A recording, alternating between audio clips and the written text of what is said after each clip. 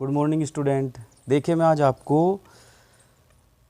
आपको पढ़ाने वाला हूँ संयुक्त फलन। संयुक्त फलन में सबसे पहले तो अच्छा एक बात बताता हूँ आपको मैं। रियलिटी है 12th क्लास हो चाहे 10th क्लास हो, सभी का मैथमेटिक्स बिल्कुल आसान है। अब कई बच्चे सोचते हैं अरे सर समझ में तो आता है नहीं। समझ में क्यों नहीं आता? सबसे आसान है। रियलिटी बताता हूँ। संयुक्त फलन, संयुक्त का मतलब क्या होता है? जोड़ना। तो जब हम दो फलनों को आपस में जोड़ देंगे तो वो क्या हो जाएगा? दो फलनों का संयोजन। तो बस इसी हिसाब से हम इसका नाम चैप्टर का क्या रखते हैं? संयुक्त फलन। अब पहले तो आपको ये पता होना चाहिए कि भाई फलन क्या होता है। अब नाम सुनते ही आदमी के सिर में दर्द हो जाएगा, यार फलन, यार ये अजीब से नाम होते हैं, समझ में नहीं आते। बहुत आसान है। देखो जैसे कोई आपको एक समुच्चय दे दिया जाए, इस टाइप से लिख दूँ मैं यहाँ पर 1 2 3 और 4, इस साइड में भी ऐसे लिख दूँ मैं ABCD ऐसे लिख दूँ मैं, और इसको ऐसे तीर के निशान से लगा दूँ यहाँ पर। तो मैं ऐसे ये देखो, पहले थोड़ी देर आपको समझ में नहीं आएगा, फिर सब समझ में आना शुरू हो जाएगा। देखो आप ऐसे तीर का निशान लगाया, ऐसे लगाया, ऐसे लगाया, ऐसे लगाया। तो मेरी बात समझना आप, एक जो अवयव है उसका प्रतिबिंब क्या है? A मैंने दर्शाया है, मैं मेरी मर्जी से दर्शाया है। और 2 का प्रतिबिंब B, 3 का C, 4 का D। तो इधर के जितने भी अवयव हैं उनके प्रतिबिंब इधर हैं। समझ गए? यदि मैं इस समुच्चय को A मानता हूँ और इस समुच्चय को B मानता हूँ, तो होता क्या है कि B के सभी तत्व A के तत्वों से यदि रिलेटेड हैं, B के सभी तत्व A के तत्वों से रिलेटेड है और A के सभी तत्व B के तत्वों से रिलेटेड है। मतलब A का कोई भी तत्व ऐसा नहीं है जो छूटा हुआ हो, सारे के सारे, 1 का A से, 2 का B से, 3 का C से। तो जब A के कोई अरिक्त समुच्चय A है वह B से संबंधित हो, तो इस प्रक्रिया को अपन क्या बोलते हैं? फलन। बस इसी को अपन, ये समुच्चय होते हैं, मतलब लैंग्वेज के रूप में बोल सकते हैं। तो बड़ा इजी है, कोई समस्या वाली बात नहीं है। तो ये फलन है। अब बस इसमें मैं रियलिटी बताऊं। देखो फलन वलन की परिभाषा तो 12th के अंदर नहीं आने वाली है। 12th के अंदर जो जो चीज़ें काम आती है वो मैं आपको एक एक करके बताता जाता हूँ। सुनिए ध्यान से। देखो एक तो इसके अंदर क्या होते हैं? इसके अंदर होते हैं अवयव, याद रखना, बहुत मस्त है। इसके अंदर होते हैं प्रतिबिंब, ये याद रखियो, प्रतिबिंब। अभी देखना अब आपको मैं कितनी अच्छी अच्छी बातें बताने वाला हूँ और गजब समझ में आने वाला है, शानदार आएगा आपको, कोई टेंशन वाली बात नहीं है। इसमें होते, देखो इसमें क्या होते हैं? प्रतिबिंब। इसमें क्या होते हैं? अवयव। और इसमें होते हैं पूर्व प्रतिबिंब। ये मैंने लिख दिया, पूर्व प्रतिबिंब। इसमें क्या होते हैं? y के मान। इसमें क्या होते हैं? x के मान। इंग्लिश में बोल सकते हैं प्रतिबिंब मतलब इमेज, पूर्व प्रतिबिंब pre image, elements, value of y, value of x। तो हम बोल सकते हैं ऐसे। अच्छा एक सबसे महत्वपूर्ण बात ये होता है डोमेन, मतलब अब इसको अपन क्या बोल देंगे? डोमेन मतलब प्रांत। और इसको अपन क्या बोल लेंगे? सह प्रांत मतलब कोडोमेन। बस इनको याद रखना है। अब आप कहोगे सर ये याद चलो हमने कर भी लिए, तो इन्हें यूज कैसे करना है? देखो जितने भी क्वेश्चन फलन के आएंगे, मेरी बात सुनना ध्यान से आप, जितने भी क्वेश्चन फलन के आएंगे सब में ऐसा लिखा हुआ आएगा f such that a tends to b. हर क्वेश्चन में किताब उठा के देख लो, हर एक में लिखा मिलेगा f such that a tends to b, या ऐसे मिलेगा f such that r tends to r, f such that n tends to r. इस टाइप से लिखा हुआ मिलेगा। तो जब ऐसे लिखा हुआ मिले तो जो पहले वाला है वो ये है, ये जो मैं यहाँ, जैसे r टेंड्स टू r है तो फिर ये r हो जाएगा, ये भी r हो जाएगा, और इसमें x के मान, इसमें y के मान। तो जो कंडीशन आप इसमें लागू कर रहे हैं वही कंडीशन आपको इसमें लागू करनी है। बहुत आसान है। अरे बस सुनते रहो पूरे ध्यान से मेरी बात को। देखो r tends to r, r tends to r का मतलब है ये क्या है? प्रांत। ये क्या है? सह प्रांत। ये क्या है? प्रांत। ये क्या है? सह प्रांत। तो इसमें प्रांत है, इसमें सह प्रांत है। और परिसर भी इसके अंदर ही आते हैं, सह प्रांत के अंदर ही परिसर आते हैं। बट परिसर की कंडीशन थोड़ी सी अलग है कि यदि जैसे मान लिया मैं इसमें एक और लिख दूं ABCDE, मैंने ऐसे लिख दिया, E भी लिख दिया, तो ABCDE तो सह प्रांत में आएगा और परिसर में आएगा ABCD। परिसर में ABCD क्यों आएगा? क्योंकि जो प्रतिबिंब है, देखो E किसी का प्रतिबिंब नहीं है, E किसी का नहीं है, तो ये परिसर में नहीं आएगा। सप्रांत में तो जो इसके घर में आ गया वो सप्रांत में आ गया, समझो आप। तो बस यही ध्यान रखना है, जब भी कुछ ऐसे इस टाइप से किसी भी सवाल में लिखा मिले तो आप समझ जाना पहले वाले प्रांत हैं और दूसरे वाले सहप्रांत हैं। ये पूरे पूरे x के मान हैं और ये सारे के सारे y के मान हैं। ये पूर्व प्रतिबिंब है, ये प्रतिबिंब है, ये x के मान है, ये y के मान है और बस फिर कहानी खत्म। अब सबसे पहले पॉइंट आता है अपने यहाँ पर एकैकी फलन। एकैकी, देखो नाम नहीं, देख लो आप, एकैकी। एकैकी का मतलब देखो नाम कितना अच्छा है, एकैकी फलन। पता है आपको एकैकी किसको बोलते हैं? वो नहीं कि भाई केकई माता होगी, केकई माता नहीं, एकैकी। इंग्लिश में बोलते हैं one one, one one, one one function. तो देखो एकैकी किसको बोलते हैं? ये जो मैंने अभी फलन ऊपर बना हुआ है वो एकैकी है। आप कहोगे कैसे एकैकी है? क्योंकि देखो यहाँ पे लिख दूँ, चलो मैं इसको ऐसे बदल के लिखता हूँ ABCD, और यहाँ पर मैंने लिख दिया 1 2 3 4, ऐसे लिख दिया। तो ए का अवयव देखो, ए अवयव है, उसका प्रतिबिंब क्या है? 1, बी का 2, सी का 3, डी का 4। तो जब एक अवयव का एक प्रतिबिंब होता है, एक एक, वन वन, तो जब एक अवयव का एक प्रतिबिंब होता है तो अपन उसको क्या बोलते हैं? एकैकी फलन, वन वन फंक्शन। अरे वाह क्या मस्त है, कोई टेंशन वाली बात ही नहीं है। देखो ये हो गया क्या? एकैकी फलन। एक होता है बहु एकैकी, क्या नाम बोला मैंने? बहु एकैकी, बहु या एकैकी, बहु एकैकी फलन।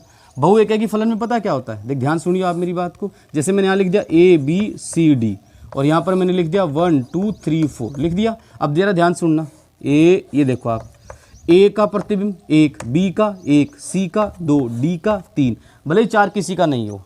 तो ये प्रतिबिंब ये जो फलन है बहु एकैकी है, क्योंकि इसमें दो अवयवों का एक प्रतिबिंब है। जब एक अवयव का एक प्रतिबिंब हो तो एकैकी होता है, जब दो अवयवों का एक प्रतिबिंब हो तो बहु एकैकी होता है। उसके बाद ये 4 होते हैं टोटल, एकैकी, बहु एकैकी, आच्छादक, अंतरछेपी।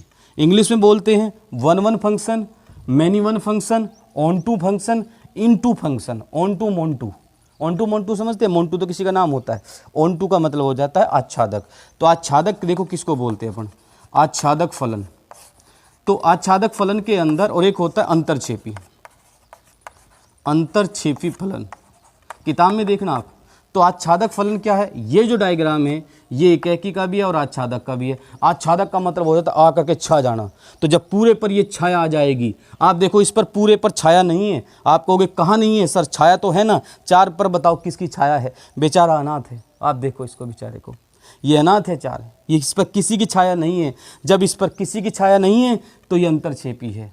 और इस पर देखो छाया है, तो पता है ये क्या है?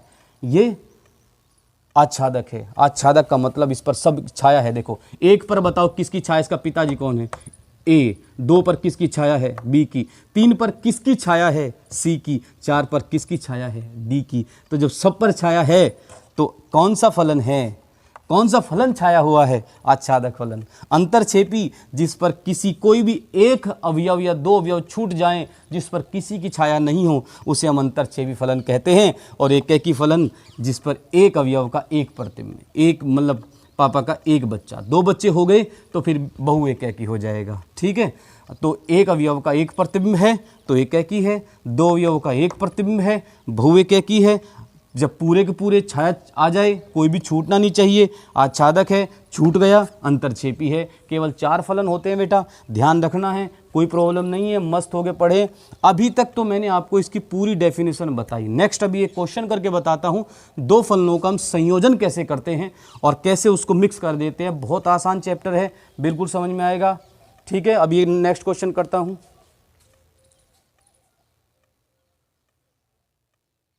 देखिए नेक्स्ट क्वेश्चन मेरा क्या है, यदि f such that r tends to r तथा g such that r tends to r 2 फलन निम्न प्रकार परिभाषित हों तो फोग और गोफ ज्ञात कीजिए। क्या चल रहा है कि फोग चल रहा है?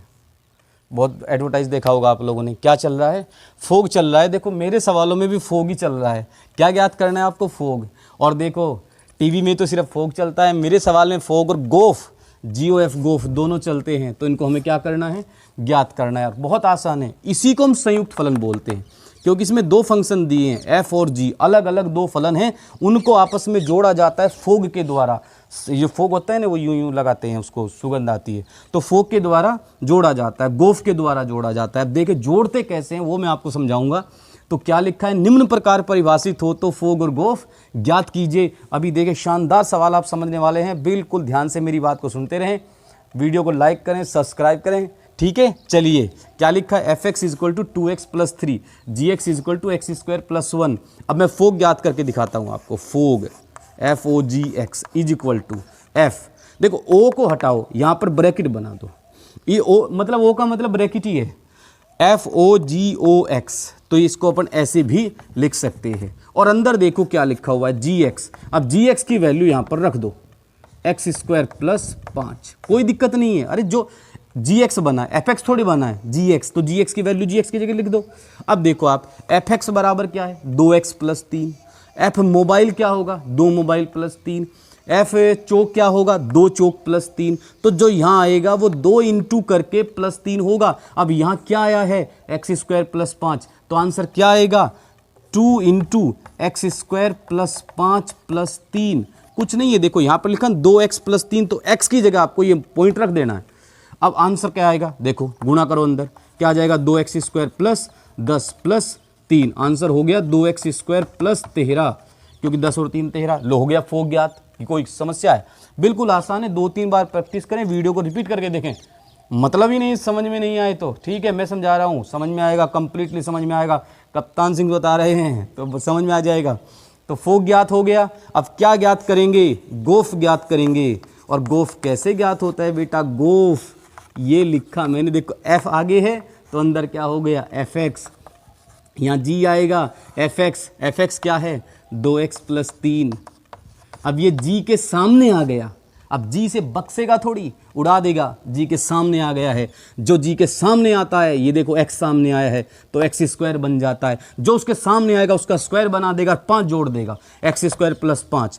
जैसे मैं लिख दूँ जी चौक, ये मेरे जो हाथ में चौक, चौक स्क्वायर प्लस 5, जी 2x प्लस 3 बराबर क्या हो जाएगा, 2x प्लस 3 का होल स्क्वायर प्लस 5। अब इसका होल स्क्वायर खोलते हैं, चलो खोलते हैं, बताओ इसका a प्लस बी का होल स्क्वायर क्या होता है, a square plus b square plus 2ab, तो 3 दूनी 6 दूनी 12x प्लस 5। अब इसको व्यवस्थित लिख दो, व्यवस्थित से मतलब है 4x स्क्वायर प्लस 12x, ठीक है, और प्लस 9 और 5 14, ये हो गया।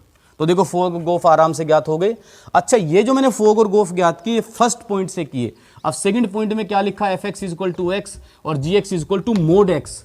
अब देखिए इसमें फोग गोफ कैसे ज्ञात करेंगे। सबसे पहले फोग एक्स लगाया, एफ फिर ब्रैकेट फिर जी फिर एक्स, फिर वही बात है, जी एक्स है, जी एक्स अंदर है तो यहाँ पर एफ जी एक्स क्या है, मोड एक्स, जी एक्स क्या है, मोड एक्स, ये रहा जी एक्स की वैल्यू मोड एक्स है, यहाँ रख दी। अब देखो ये अब एफ के आगे आ गई, एफ के आगे जो आता है वो बराबर किसके आता है, जैसे एफ एक्स बराबर एक्स, एफ मोड बराबर एफ, जो भी यहाँ लिखेगा वही आगे आ जाएगा।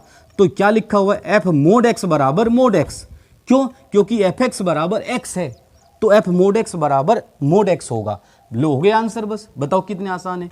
छोटी कक्षाओं से तो कई गुना आसान है, टेक्निक समझनी है, बस गेम है ये, और यदि आप गेम खेलना सीख गए ना कोई प्रॉब्लम नहीं आएगी। आगे चलते हैं, फोग हो गया। अब नंबर आता है गोफ का, यहाँ पर एक्स ले लेते हैं, फिर यहाँ जी, फिर यहाँ f x is equal to g f x की वैल्यू क्या है, एक्स है, और जी एक्स तो डायरेक्ट देखो एफ एक्स की वैल्यू क्या है, देखो एफ एक्स बराबर एक्स यहाँ आ गई, और जी एक्स तो डायरेक्ट ही किसके बराबर है, मोड एक्स के, तो दोनों आंसर सेम आ गए, इसकी कोई समस्या नहीं है। आंसर सेम भी आ सकते हैं, अलग अलग भी आ सकते हैं, क्योंकि फोग और गोफ, जब आप फोग याद करते हैं, गोफ याद करते हैं, तो ये क्रम विनिमय नियम का पालन नहीं करते हैं।